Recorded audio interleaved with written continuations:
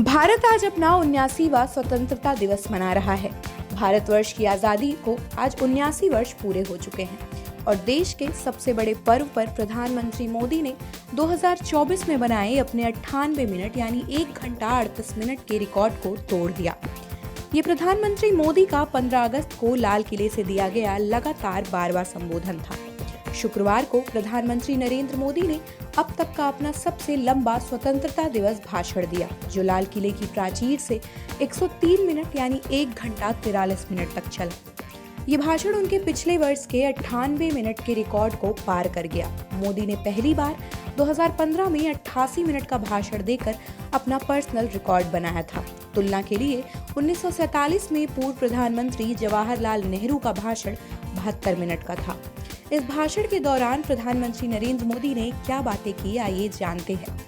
अमेरिकी टैरिफ के कारण उत्पन्न व्यापार अस्थिरता के बीच अपने स्वदेशी अभियान को नए सिरे से आगे बढ़ाते हुए प्रधानमंत्री नरेंद्र मोदी ने शुक्रवार की सुबह नागरिकों से सभी क्षेत्रों में देश को आत्मनिर्भर बनाने के तरीकों की खोज करने का आग्रह किया। अपने 12वें लगातार स्वतंत्रता दिवस भाषण में प्रधानमंत्री मोदी ने हमारे अपने उर्वरक और स्वदेशी फाइटर जेट इंजन विकसित करने का आह्वान किया।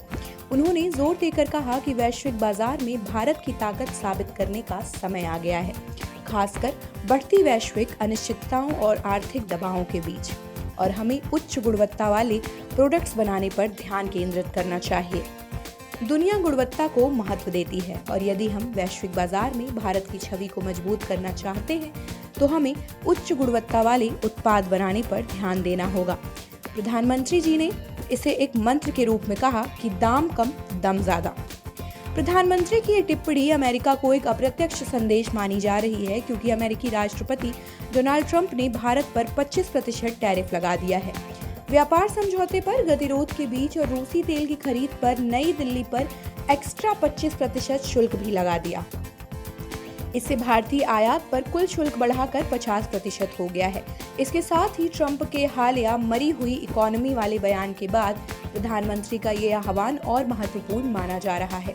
वहीं ऑपरेशन सिंदूर की सफलता को स्वदेशी रक्षा उत्पादों की शानदार कामयाबी बताते हुए प्रधानमंत्री मोदी ने साइंटिस्ट और इंजीनियर्स से made in India fighter jets के लिए स्वदेशी इंजन बनाने का आग्रह किया। उन्होंने कहा, आज मैं युद्ध साइंटिस्ट, प्रतिभाशाली युवाओं, इंजीनियरों, पेशेवरों और सभी सरकारी विभागों से आग्रह करता हूं कि हमें अपने made in India fighter jets के लिए अपने जेट इंजन बनाने चाहिए।